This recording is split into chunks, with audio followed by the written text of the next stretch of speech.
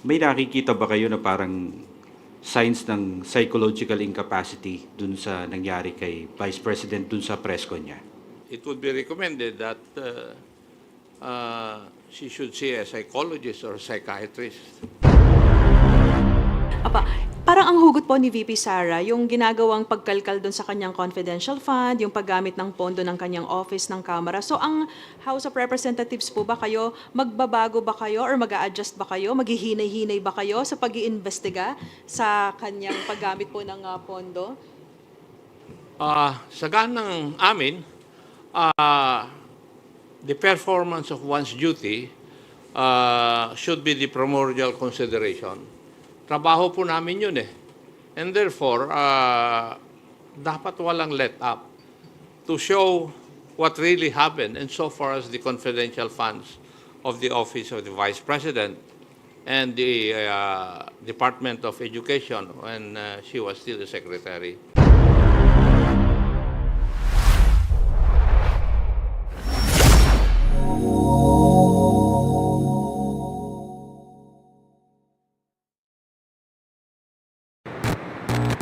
Sir, bukas Quadcom ulit tayo.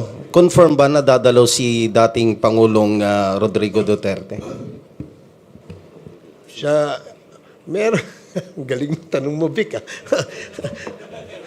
Kala ko dito lang tayo muna sa property. Sige, hindi. We already sent out invitations. Nireiterate lamang natin. Kasi nga yung dati, na pinadala natin, kundi ako nagkakamali, during our second or third Quadcom hearing yan, napadala natin yung mga invitation yan, pero walang tugon, walang no? That's why we reiterated. Maaring hindi natanggap, maaring kaya nga itong invitation na ito, nagpadala tayo ulit. Natanggap po ba? Wala pa kaming feedback. I think we course it through the PNP na mapadala ito para mas mabilis. So, okay. Hopefully. No. Good morning po, good Congressman. Earl po from IVC 13.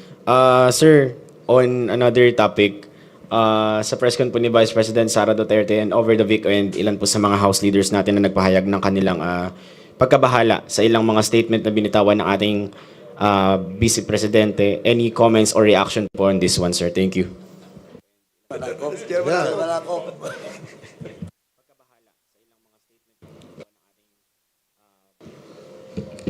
Yung sa akin talaga, gusto kong tanungin kung okay lang ba siya eh. Nag-aalala po talaga ako eh. Pero the statements were not even, for me, hindi na siya political eh. Parang it's a question of kultura. Nasa kultura ba nating mga Pilipino yung mga ganyan na statements? Ganyan ba tayo pinalaki? Ganyan ba kapaligiran natin? So, talagang nanlilisik. Parang galit na galit sa mundo. So, yun lang. Kaya talagang question ko po eh. Kung talagang okay ba siya? So, yun. Follow up? Si Jay. Hello? Congressman Rog, your comment? Well, I have to agree with si Congressman Ortega. I think it's a cultural issue, most especially yung relation to dun sa description yung bangkay. And I think most of the people have already complained po, no? I think it doesn't really involve any comment on our part as congressmen, and we leave it siguro to the people to decide on how they would see that as qualities of a leader. Yun po. We'd like to acknowledge also the arrival of Congressman Jay Kung Hoon. Good morning, Congressman Jay. And you can also direct your questions to him. Sir, follow up. Go ahead. Following up with that lang po, some of the Young Guns leaders requested psychological evaluation for the Vice President, sir. Would this be firm or may re-recommenda daw po ba tayo na...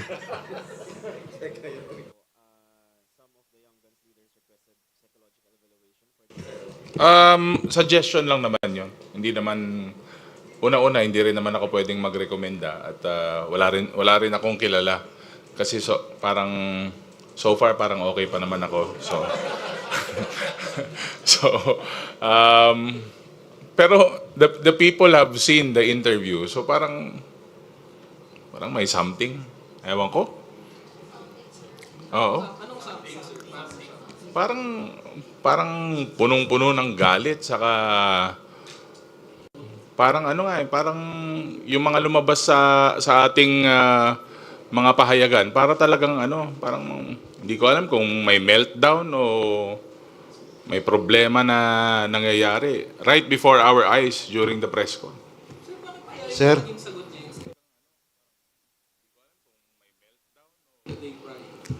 Yung kasi yung yun ang lalabas sa news juicy So, dito naman sa Quadcom, from the start, we've been evidence-based. Kung ano po ang mga lumalabas sa aming legislative inquiry, very clear po yun na yun po ang lumalabas at napapalabas po sa social media. But, again, baka it's another diversionary tactic. sir, sabi ni Attorney Sal Panelo kanina sa interview, hindi naman daw publicly sinabi ni VP Sara yon. Parang sa group chat lang daw yon.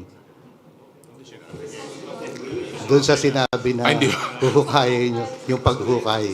Hindi, magaling talaga siya sa ganun. Yung kasi siya yung official interpreter dati, nung dating Pangulo. So malamang ginagawa na rin niya dito ngayon. Sir, you mentioned parang punong-puno ng galit. Pwede bang? Ay, Yes. sorry, sir.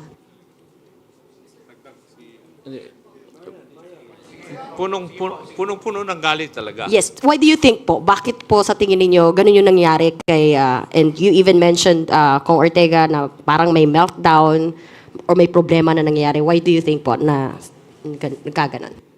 Well, siguro sa nangyayari sa ating Vice President, nagkakaroon siya ng, I think she's being overwhelmed by anger and hate. Pag ang isang tao ay sobrang-sobrang ang galit, nawawala siya sa sense of decency sa aking paningin.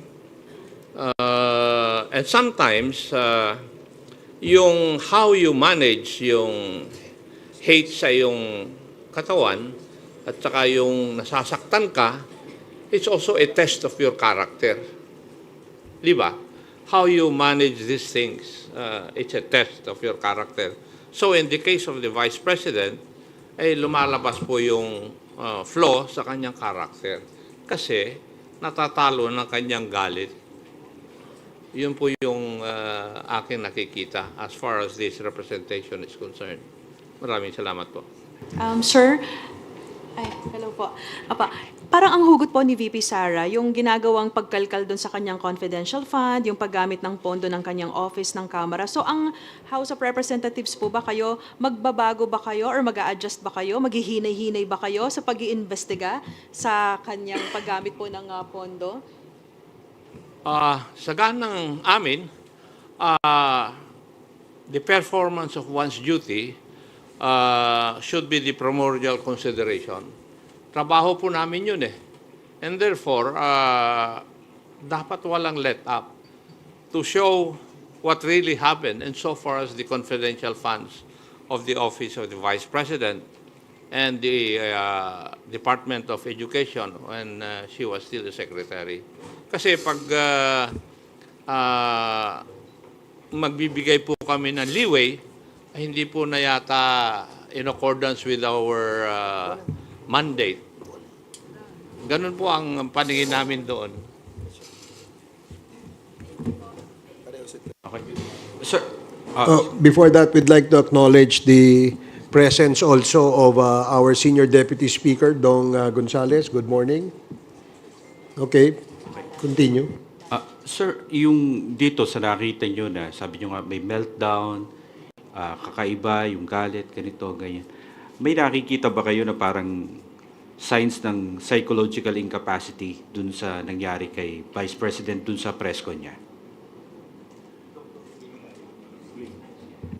I think we would not be in a proper position to determine that. Siguro, it would be recommended that she should see a psychologist or a psychiatrist. Kasi sila po ang expert dito eh. Hindi po kami.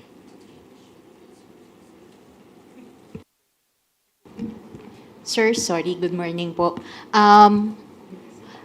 Hindi lang po si Pangulong Marcos and former President Apo Marcos yung, kumbaga, tinira ni VP Sara. Meron din po kasi siyang binanggit laban din po kay Speaker Romualdez na sinabi niyang embarrassment daw po ang ating House Speaker. As House leaders, ano pong masasabi po ninyo dun sa pahayag po na yun? That's her opinion. It's not the opinion of 120 million Filipinos. Di po ba? And she is entitled to her opinion. Sir, follow-up lang. Kasi yung embarrassment po is stemming from doon sa sinabi ni VP Sara na tumanggap daw po ng suhol si Speaker Romualdez. Do you know anything about this? Or what can you say about this po? Tungkol saan yun?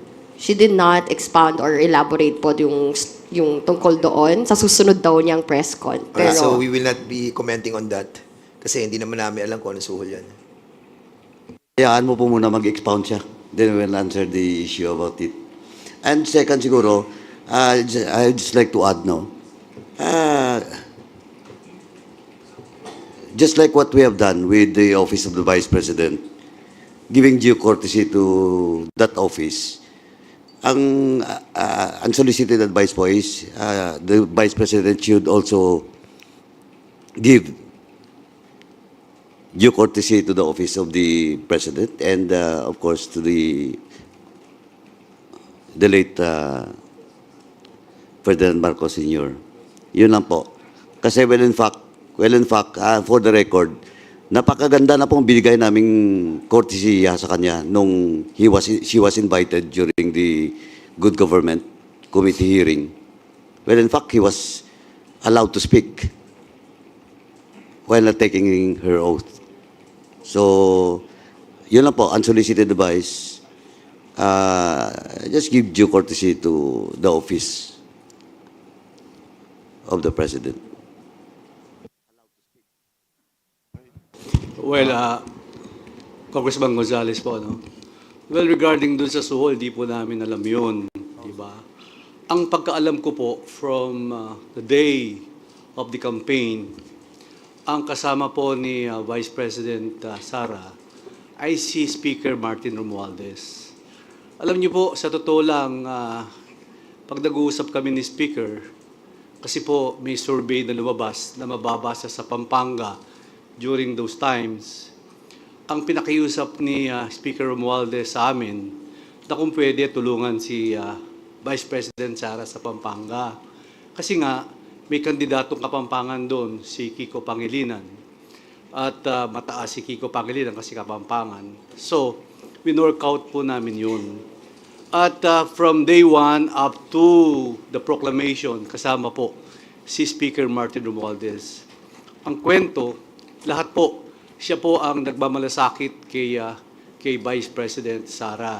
Kaya nagtataka po ako, biglang bumaligtad, na kung hindi sa'yo, Speaker Martin Romualdez, hindi ako naging Vice President. Meron pong statement ganyan nung napanood po natin yun. Kaya sana po, hindi po natin alam kung ano ang nasa isip ni Vice President Sara. At yun man lang sabihin mo na uhukayin mo yung tatay at itatapon mo sa West Philippine Sea. Ako po isang nasaktan bilang anak. Kung ako po si Senator Amy Marcos, sinabi sa tatay ko yun, palagay ko, hindi na po kami pwedeng magkita at mag-usap sa panahon na yun. Sasabihin ko, ibang klase na to, ibang usapan na to. So sana po walang ganyang usapan. At yung ganyang naririnig kong mga salita, salita pag umiinom sa kanto, sa barangay, paglasing na, biruan lang yun, di ba? Pero walang ganyang, parang wala pong ganyan. Medyo, ako po, honestly, after yung press conference niya, meron po, nasa palasyo po ako, birthday po ni E.S. Bersamin. Pero gusto kong sabihin sa presidente, pero hindi ko po nasabi. kasi baka ayaw po niyang marinig yun. Pero deep inside in my heart, ako po talaga nasaktan doon sa sinabi niya. Because I'm also, anak po ako eh. Hindi na po ako makakakita ng tatay. Isa lang po ang tatay ko. Tapos sasabihin po sa tatay ko yun, hukayin niya at itatapon niya. Palagay ko napakasakit po nun. So bilang isang Kristiyano, bilang isang batang pinalaki sa maayos, palagay ko foul po yun. Salamat po. Thank you. I would like to acknowledge also the presence of the chairman of the Committee on Human Rights, our co-chair sa Quadcom, Congressman Benny Abante. And, Good morning. Mr. Chair, in addition to that, na sinabi po ni SDS, alam nyo, kahit pagbalik-balik din natin ang mundo, yung ating pong former president, si Ferdinand Marcos Sr., malaki po nagawa niya sa bansang Pilipinas. Kahit sabihin na natin na inakusahan siya na diktador at napatalsik siya ng ating pong mga kababayan. Pero at the end of the day, we have to accept that he made a lot of things for the Filipino people. At yung pong pagsasabi na huhukayin siya at itatapos sa West Philippine Sea, medyo parang sa mga nagmamahal, lalo na yung mga Marcos loyalists, na nakita natin na talagang pinaglalaban yung ating pong dating Pangulo, napakasakit po nun. And we have to be careful with our statements, kasi hahabulin tayo ng panahon at pagkakataon. Like for example, yung ginagawa po na statements ng ating pong dating Pangulo, si Rodrigo Roa Duterte, ngayon hinahabol na po siya ng sitwasyon. We hope that this will not happen to the Vice President. But definitely, somebody might file a case against her. At nobody can prevent that dahil nga wala namang immunity ang ating pong Vice President. Masakit po yung mga ganitong klaseng salita na hindi naman po dapat nasabihin na nanggaling sa isang opisyal ng ating bansa. Sir, clarification on the invitation kay former President Duterte. 18 pa po yun, October 18, yung reiteration ng invitation ninyo. Meron na po bang feedback from the PNP kung na-deliver man lang po doon sa bahay at may nag-receive nitong invitation? And second question, kung meron ding reiteration ng invitation kina Senator Bongo and Senator De La Rosa? Well, kasi dun sa previous invitation that we sent, I think, kundi nga ako nagkakamali, during the second or third Quadcom hearing yun, open-ended yun until we conduct these hearings. Open invitation po yung aming invitation. We only had to reiterate kasi para matagal-tagal na rin yun. This is already the 9th and going to be the 10th hearing of the joint committee hearing. So that's why we had to send and reiterate the invitation. Pero I understand may sulat din po kayo kay CIDG Chief Yes, we to did. ensure na may magre-receive, may feedback na po. As we speak, wala pa kaming nakukuhang feedback. But we had to course it through the PNP kasi sila ho'y nakakalam ng address doon sa area. And we always do that naman every time we send out invitations to personalities outside of Metro Manila. Ako, magandang umaga po. Habol ko lang po, hingi lang po na reaction dun sa parallel investigation na gagawin ng Senate dun sa EJK tsaka drug war. Well, kami, I'm sure narinig nyo na yung aming opinion tungkol dyan. Kami sang-ayon din kami dyan. No? In fact, mas maganda nga na magkaroon din ng isang parallel investigation dahil wala namang prohibition sa aming rules. And because of merong ganyang klaseng parallel investigation, we do expect that in sync ang lower house at saka ang Senate dito sa usapin tungkol sa EJK. We really have to come up with a law para matigil at hindi na mangyari po itong mga ganitong klaseng extrajudicial killings.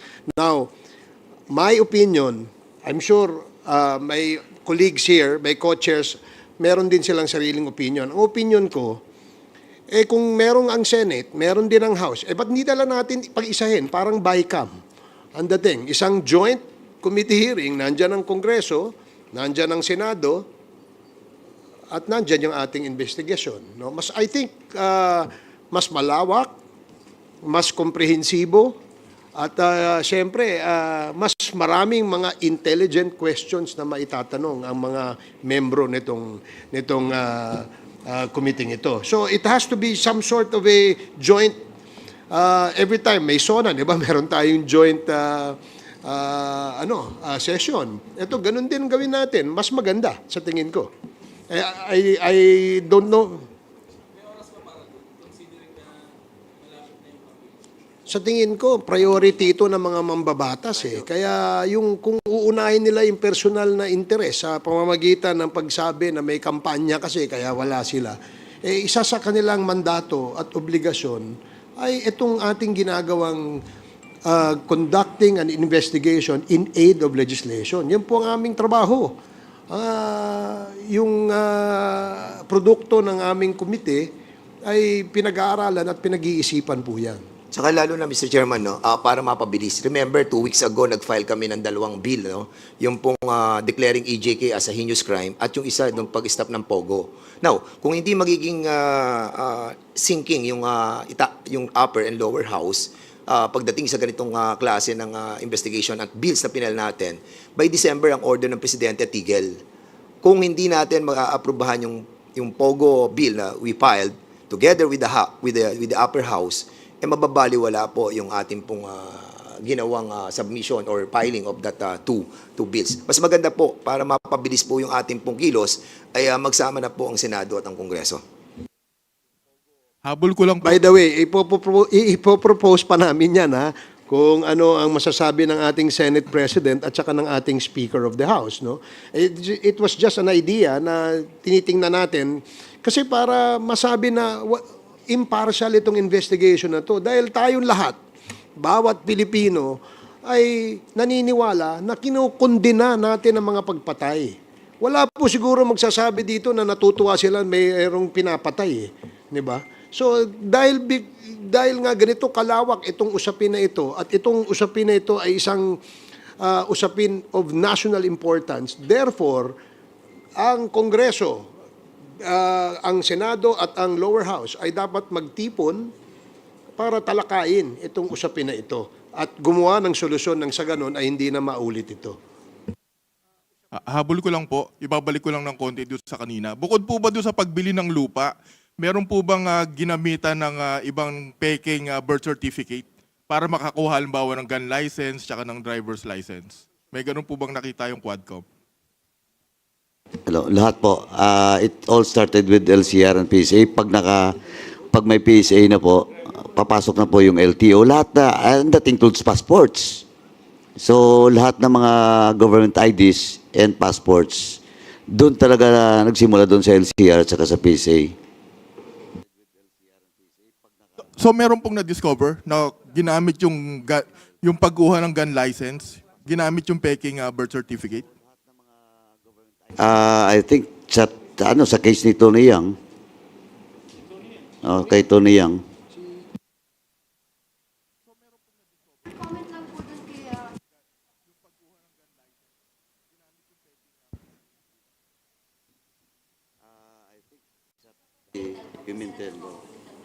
Recommendation is Escudero.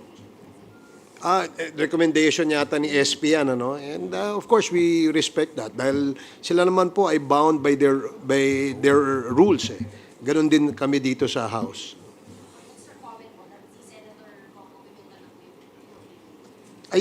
Well, kasi hindi pwedeng siguro, naisip nila na hindi pwedeng si Senator Bato because he's being implicated, no? Bilang chairman ng Committee on Public Order and Dangerous Drugs sa Senate. That's why siguro naisip ni SP na ilagay sa Blue Ribbon at si Senator Coco Pimentel mag-delete. Sir? Hi sir, good morning po. Rose po sa UNTV. Sir, we're preparing 2 scenarios tomorrow for the Quadcom hearing.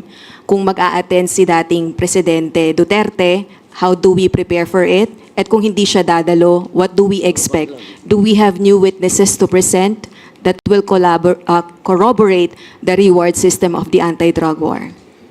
That's a good, tough question. But the chairman of the Committee on Human Rights will be able to answer that. Congressman Benny.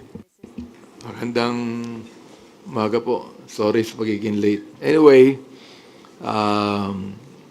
bilang chairman po ng Committee on Human Rights, noon pa, nais na namin imbitahan ang ating dating Pangulo to appear, no? Not a person na inaakusahan namin, kundi bigyan ng linaw talaga ang lahat ng mga bagay na ito. Particularly yung EJK. Pagkat binanggit naman ni Colonel Espinido at ng mga ibang mga kapulisan natin na talagang may EJK. Ngayon, kung halimbawa hindi makakadalo ang Pangulo, ine-expect namin siyang dumalo sapagkat sinabi naman niya sa media na if he is invited, ay darating siya. Kaya palagay ko sa akin po, walang pagdududa na he might come. Kung di siya tumating, meron pa po kaming mga witnesses na talagang magsasalita patungkol sa mga bagay na ito. Chairman, padagdag ko lang po. Actually, yung invitation ng Presidente nung nakaraan pa yan, and to invite him once again in tomorrow's hearing is just normal, no? He's just one of the resource person that was invited in previous hearing. Now, kung question of preparations with regards to proceedings, I think yung preparation is still normal because we treat the former President as one of the resource person that will shed light on the issue of AJK. So wala pong magbabago. If ever he appears po tomorrow, ano po yung security na ipapatupad po natin? And will he get the first part of the hearings? Siya po ba muna yung pagsasalitain po natin? And what questions we will ask?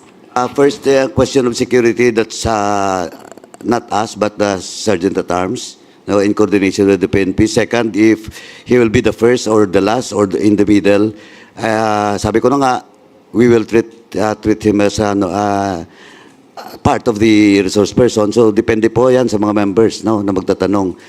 And third question of what are those questions, let us see tomorrow what will happen during the hearing. Dagdagan ko lang din, no, na of course, we will afford him the courtesy due to a former president, no. Alam niyo naman dito sa Quadcom, nirerespeto naman natin yung rights ng ating mga resource persons at ng ating mga witnesses. Taliwas diyan sa iniisip ng iba sa pagbabati ko sa amin na we do not daw respect the individual rights of our witnesses as well as our resource persons, no. Of course, they have all the right, no, that we will extend to them. Kasi lalo na yan, na dati pong Pangulo si former President Duterte. So definitely, we will respect him as a person and respect his former office as the President of the Republic of the Philippines. Let me add, no, sa akin naman, more than asking any educated question, we would like to listen to his educated answer. Ibig sabihin, we're willing to listen. Di ba? I mean, for him to explain to us yung war on drugs, we're willing to listen. For him to explain to us why is it necessary on the war on drugs that more than 20,000 people were killed. We are willing to listen. Oo. We're willing to listen na sinabi niya several times na patayin ang mga drug pushers. For example, we're willing to listen kung bakit niya sinabi yan. We're willing to listen na yung kanya mga binanggit na pinapatay, na-embolden ang ilang mga pulis na gawin ang hindi dapat gawin. We're willing to listen. We're willing to listen to him. Nasabihin niya, nagkaroon ba ng due process bilang chairman ng Committee on Human Rights? What I'm concerned about ito, nagkaroon pa ng due process. Nagkaroon ba na tinatawag natin sa konstitusyon na binigyan ng pagkakataon kahit mga suspect yan na hindi natin binibilang na mga kriminal unless proven guilty. Bilang ang ating dating Pangulo ay piskal. Naniniwala po siya sa due process. Naniniwala po siya na dapat bigyan ng pagkakataon ang mga suspect kahit mga drug lord pa yan. We're willing to listen. We're willing to listen kung bakit more than 7,000 ang mga pinatayan ng mga drug pushers na mga maliliit. Pero yung mga malalaking drug lords, buhay pa hanggang ngayon. That is what we would like to know. Ay, sir, sorry, follow-up lang. Kasi sa mga social media feed or post po ng mga supporters ng Duterte camp, his attendance may lead to contempt. Yung pong respect that the Quadcom will accord the former president, is that enough assurance for him not to be contempt? I cannot, the committee personally, I cannot assure that. It's up to him to be present tomorrow, and it's up to his answers and his actuation during the hearing. So, for me, sabi ko na nga, hindi ko pwedeng pangunahan ng dating Pangulo. Oh, let us see what will happen tomorrow. But one thing for sure, we will afford him the due courtesy his office should be afforded. Sir? Sir? Sir? Sir, sorry. Sir, Go ahead. sir, follow-up ko lang yung sa mga Chinese na may title. Meron ba may narinig ako, baka mali lang ako, Tony Yang, the brother of Michael Yang, kasi meron ding ID Tai Yang. ID Tai Yang is same as Tony Yang. No. Iba yan, magkaiba yan. But this ID... ID Tayang, yung Chinese name niya is Jia Yang. okay, sir. Pero related ba to sa kay Michael Yang and Tony Yang, sir? Si Eddie Tayang is related by business associations. As business associate Yeah, of but of Michael course si Yang and Tony Tony Yang. Yang is related to Michael Yang, the brother of Michael Yang. So, itong si ID Tai Yang is business associate ni Tony Yang. Tama, No, sir? ni Michael Yang. Michael Yang. Okay, thank you. Thank you, sir. I just like to... Sir? Kagaya po nung nangyari sa good government na hearing, hindi po tumayo si VP Sara para mag-take ng oath. Granting po pumunta po si former president at hindi rin po tumayo para mag-take ng oath. Again, as I've said, I cannot personally, no, I cannot answer about it, but we have to stick in our rules. What is our rules should be followed during committee hearings. And let us see tomorrow. Let us see tomorrow.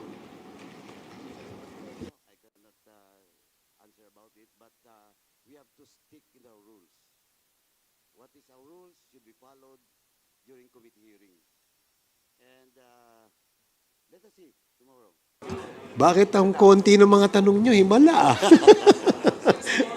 Okay, sige. Okay. So, maraming salamat sa ating mga kaibigan sa media. Thank you. Yeah, you still have one more question, Rose? Okay. Sir, magko-comment lang si Rose na parang namumula po kayo. Hindi, walang tulog eh. Di ba, we're supposed to be on vacation? Di ba? Nagtanim ako doon sa amin eh, kaya mainit eh. Ako, palagay ko yung tanong kanina, palagay ko mas civil si former president kaysa kay vice president. Palagay ko, magte-take ng oath yan. Mas civil siya eh.